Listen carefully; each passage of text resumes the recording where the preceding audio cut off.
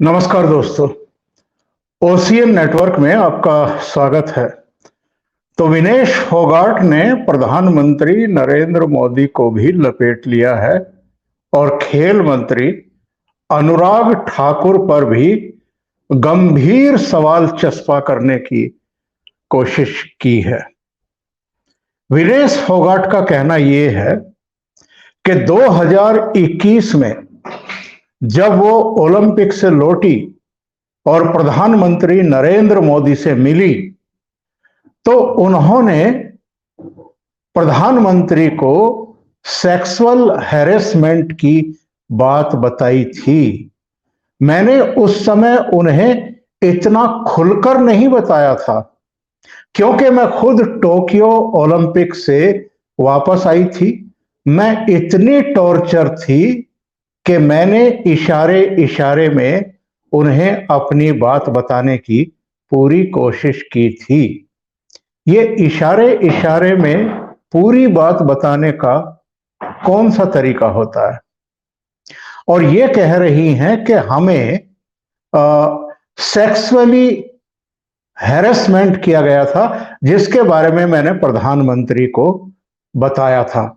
अब जरा आगे सुनिए इनका बयान पूरा क्या है।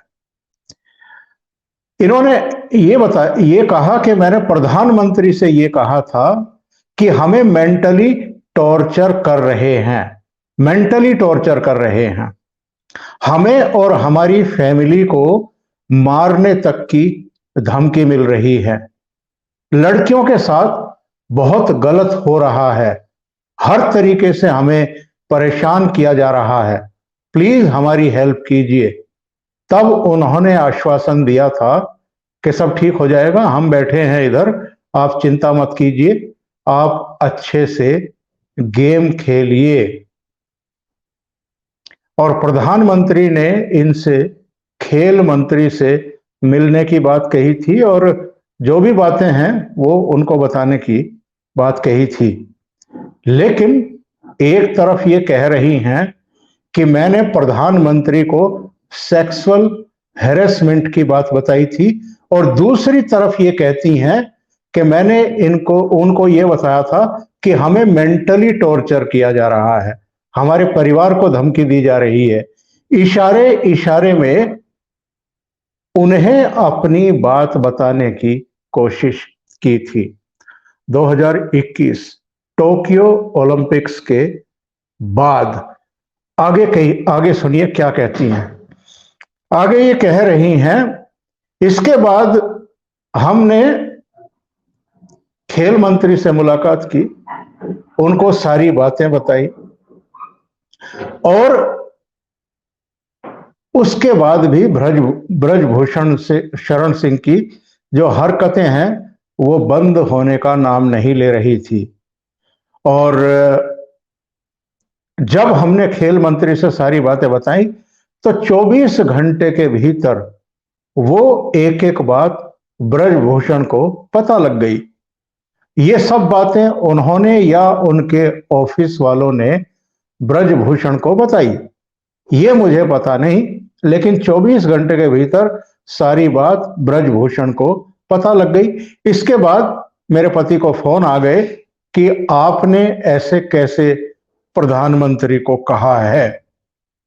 विनेश ने कहा कि हमें धमकियां मिलनी शुरू हो गई कि आपकी हिम्मत कैसे हो गई, आपको तो हम देखते हैं, ऐसे थोड़ा ना छोड़ देंगे, मरवा देंगे। नेशनल कैंप में आते हो, लखनऊ बाई रोड आते हो, वहां कोई हादसा हो जाएगा। उस समय ये बातें बोली जा रही थी। उस टाइम हमें इतना परेशान किया कि हम खुद से मर जाएं, सुसाइड कर लें। विनेश ने कहा कि मैं तो सब कुछ बोल दूंगी, तो लोग उसी टाइम ब्रजभूषण को बताएंगे और कुछ गलत हो जाएगा। यानी अगर ये सारी चीजें जो हमें धमकियां मिल रही हैं, अगर हमने खेल मंत्री को बताई या किसी और को बताई तो हमारे साथ कुछ भी हो सकता है। योगेश्वर दत्त जो दोनों कमेटियों में थे, यानी जो पीटी उषा ने बनाई थी और जो अनुराग ठाकुर ने बनाई थी, यानी खेल मंत्रालय बनाई थी, उसमें थे वो योगेश्वर दत्त का बयान आया। योगेश्वर दत्त ने कहा है कि मैंने 3 महीने पहले इन खिलाड़ियों को ये सलाह दी थी कि अगर आपके साथ ऐसा कुछ हुआ है तो बजाय जंतर मंतर पर धरने पर बैठने के, मीडिया में बयानबाजी करने के, तो आप पुलिस के पास जाइए, एफआईआर दर्ज कराइए ताकि पुलिस जांच पड़ताल शुरू कर सके। तब ये पुलिस के पास नहीं गए।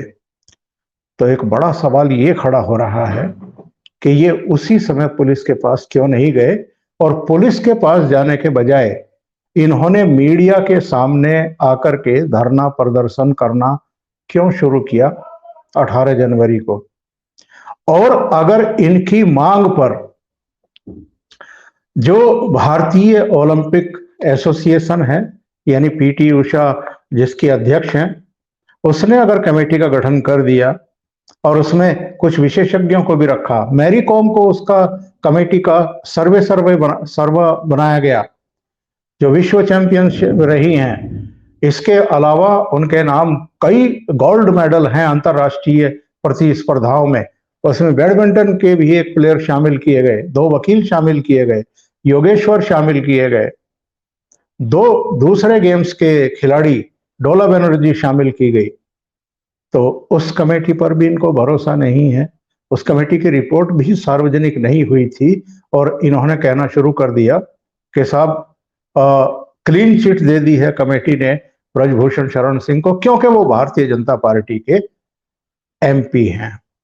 और जो खेल मंत्रालय ने कमेटी गठित की थी वो भी अपनी रिपोर्ट सबमिट कर चुकी है, उसकी भी अध्यक्षता मैरी कॉम कर रही थी और योगेश्वर, बबीता फोगाट उसमें भी थे। तो दोनों ही कमेटियों को नकार दें, उनकी रिपोर्ट आने से पहले ही फिर से 23 अप्रैल से संडे से धरना शुरू कर दें। आज 8वां दिन है इनके धरने का और अब एफआईआर भी दर्ज हो गई है। 2 अलग अलग एफआईआर दर्ज हुई हैं, एक जो नाबालिग थी उसकी तरफ से और 6 जो दूसरी खिलाड़ी हैं उनकी तरफ से। इसके बावजूद अगर धरना खत्म नहीं हो रहा है और जंतर मंतर पर अब विपक्षी दलों के नेताओं का जमावड़ा शुरू हो गया है, और जमावड़ा ही शुरू नहीं हुआ है, उनके भाषण शुरू हो गए हैं, उनके ट्वीट आने शुरू हो गए हैं, उनके फोटोग्राफ आने शुरू हो गए हैं। और चाहे प्रियंका गांधी वाड्रा हो, चाहे अरविंद केजरीवाल हो, भूपेंद्र सिंह हुड्डा हो, सत्यपाल मलिक हो, दीपेंद्र हुड्डा हो, इन सब का वहां पर जाना शुरू हो चुका है। खापों का, पंचायतों का क्या लेना देना है? क्या ये कहने की कोशिश की जा रही है कि अगर विनेश फोगाट अपने साथ सेक्सुअल हैरेसमेंट की बात कर रही हैं, आरोप लगा रही हैं, तो इसलिए खाप, पंचायतें और जो जाट कम्युनिटी की लीडरशिप है वो इसलिए पहुंच रही हैं कि विनेश फोगाट एक जाट पहलवान है? तो क्या फिर इस पूरे प्रकरण को वैसा ही रंग रूप दिया जा रहा है जैसा 3 कृषि कानूनों के समय यहां जमावड़ा लगाया गया था दिल्ली के 3 कोनों पर, कुंडली बॉर्डर, टीकरी बॉर्डर और गाजीपुर बॉर्डर पर? लगता यही है। और ब्रजभूषण शरण सिंह का इस बीच एक बयान आया है और उन्होंने इनके आरोपों को आउटसाइडली रिजेक्ट किया है और दिल्ली पुलिस उनको सीआरपीसी की धारा 164 के तहत ब्रजभूषण शरण सिंह को नहीं, इन लड़कियों को जिन्होंने शिकायत की है 164 के तहत मजिस्ट्रेट के सामने बयान दर्ज करने के लिए कह सकती है। और ये जिस तरीके से वहां पर नारे लगने शुरू हुए हैं, मोदी तेरी कब्र खोदेगी, और अब विनेश फोगाट का प्रधानमंत्री नरेंद्र मोदी पर ये जो अटैक है, ये बताता है कि एक्चुअल में ये पूरा मामला कहीं ना कहीं राजनीतिक मोड़ लेता हुआ दिखाई दे रहा है। कहीं ना कहीं ये पॉलिटिकली मोटिवेटेड धरना है। अभी के लिए इतना ही। बहुत बहुत धन्यवाद। अगर आपको ये चैनल और इसके कंटेंट पसंद आ रहे हैं तो लाइक करें, कमेंट करें, वीडियो को शेयर भी करें। अभी तक अगर आपने ये चैनल सब्सक्राइब नहीं किया है तो सब्सक्राइब कर लें और साथ में लगे बेल आइकॉन को दबा दें ताकि आगे आने वाले वीडियो और उनके नोटिफिकेशन आप तक पहुंचते रहें। बहुत बहुत धन्यवाद। नमस्कार।